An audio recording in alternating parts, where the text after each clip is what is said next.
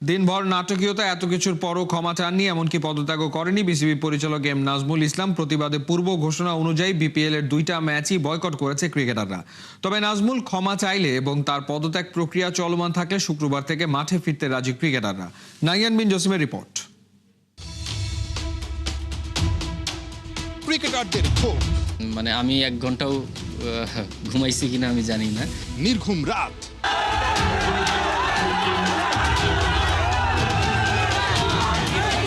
দর্শকদের হতাশা, পরিচালক এম নাজমুল ইসলামের গোয়ার্তামি, বিসিবির অদূরদর্শিতা। দিন শেষে বাংলাদেশের ক্রিকেট দেখল ইতিহাসের অন্যতম একটা কলঙ্কময় দিন। 2টা ম্যাচ পরিত্যক্ত হয়েছে, সবকিছু প্রস্তুত, আলোর ঝলকানি সবকিছুই ছিল, কিন্তু ক্রিকেটটাই শুধু মাঠে ছিল না, ক্রিকেটাররা মাঠে ছিলেন না। এরকম একটা দিন দেখার জন্য নিঃসন্দেহে বাংলাদেশের যারা ক্রিকেট প্রেমী আছেন তারা মোটেও প্রস্তুত ছিলেন না।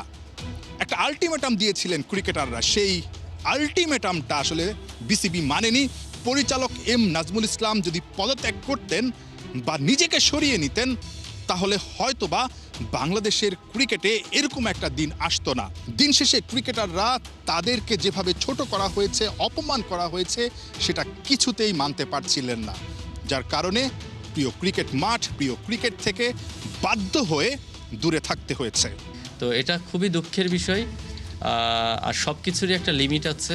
আমার মনে হয় লিমিটটা ক্রস করে গেলে তখন একসার বিকল্প কোনো অপশন থাকে না।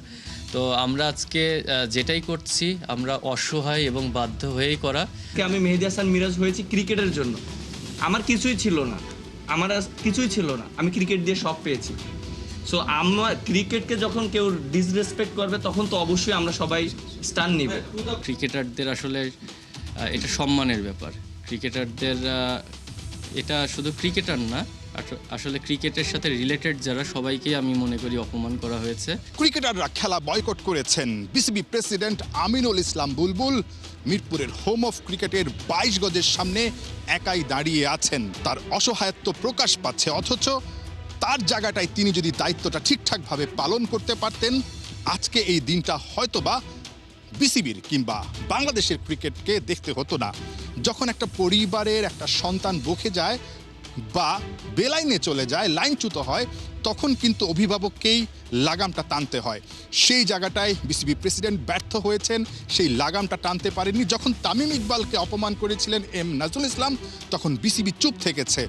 খুব স্বাভাবিকভাবেই নাজমুল ইসলাম সেই জায়গাটায় সাহস পেয়েছেন, তারপর পুরো ক্রিকেটারদেরকে, বাংলাদেশের ক্রিকেট ইতিহাসের সব ক্রিকেটারদেরকে রীতিমতো অপমান করেছেন। খুবই দুঃখজনক হলেও সত্যি যে বিপিএলের মতন একটা খেলা বন্ধ হয়ে গেল।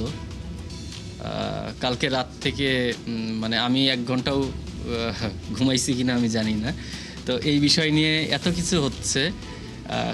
মানে দুঃখজনক বিষয় হলো যে এখন পর্যন্ত বুলবুল ভাইয়ের সাথে আমরা কথা বলতে পারিনি। কথায় আছে সময়ের 1 অসময়ের 10 অর্থাৎ সময়ের কাজটা সময় করতে হয়। বিসিবি ঠিকই সেই এম নাজমুল ইসলামকে তার কাজ থেকে অব্যাহতি দিয়েছে, কিন্তু সেটা সময় মতো করেনি।